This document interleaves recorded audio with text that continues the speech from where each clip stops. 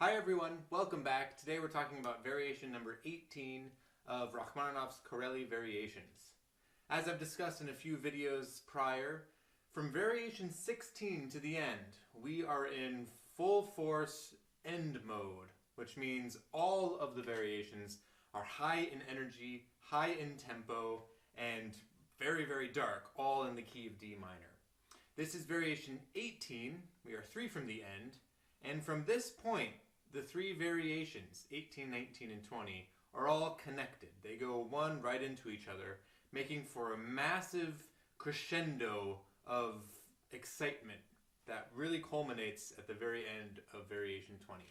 So this is literally the beginning of the end. Variation 18 follows the theme pretty much to a T. It's 16 measures long, just like the theme, and it is in 2 different sections, each statement of the theme, but in a slightly different way.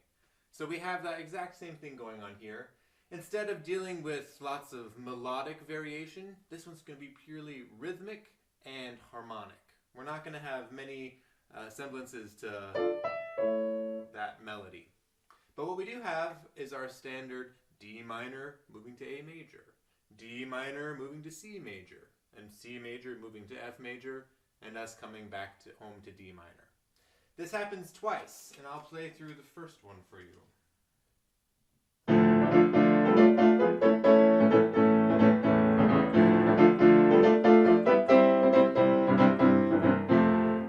So you can clearly tell that we have that exciting rhythm going on, dum ba bum ba ba ba ba bum, the whole entire time. And we're just outlining D minor to A, D minor to C, and F. Right? And then we'll come back home. There's not really much to talk about in terms of new things Rachmaninoff has added beyond the rhythm and the textures that we have. So the first 8 measures is more thin in texture to the second 8 measures.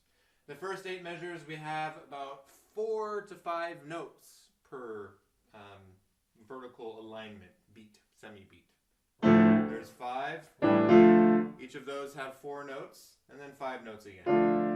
If you look at the second half of the variation, you'll notice that we have 6 to 8 notes per each vertical alignment.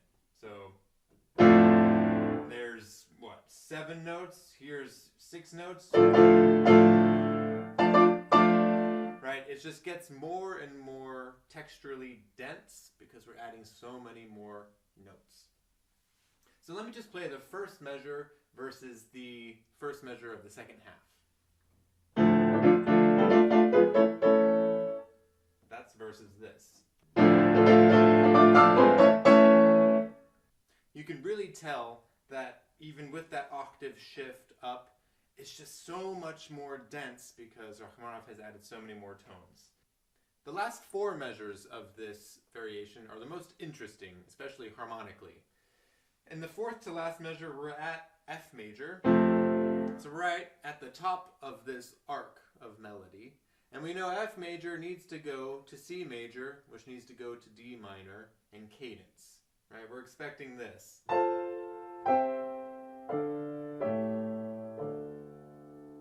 Right? Just some weird voice leading. What do we get in the last 4 measures? Well, we have F major, of course. Then we get this interesting moment of C major. And it changes at the last moment. And we even get this note in there as well. And then where does this take us? To G minor. Same thing happens. At the last moment it changes, and where does this take us? To B flat minor. And this takes us to this beautiful chord, which takes us home to D minor. So if I just play a quick outline of these chords in succession, but not what's written, you get this sound. F major to C, transitioning to G minor to D, transitioning to B flat minor, and this goes through this augmented chord to D minor. It's just an incredible way to wrap up this variation, which moves directly into the next one. So let me go ahead and play the entirety of variation number 18, and you'll get an idea of how this rhythm is really infectious, and it just catapults us into variation 19, which catapults us into variation number 20. So here's variation 18.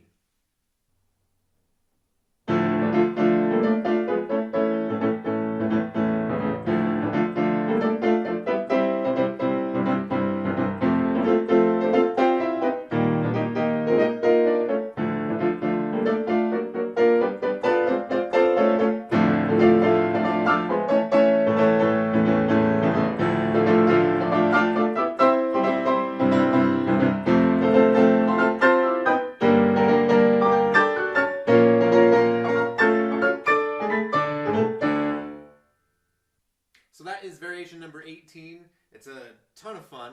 It's pretty dark, but it has that really contagious rhythm.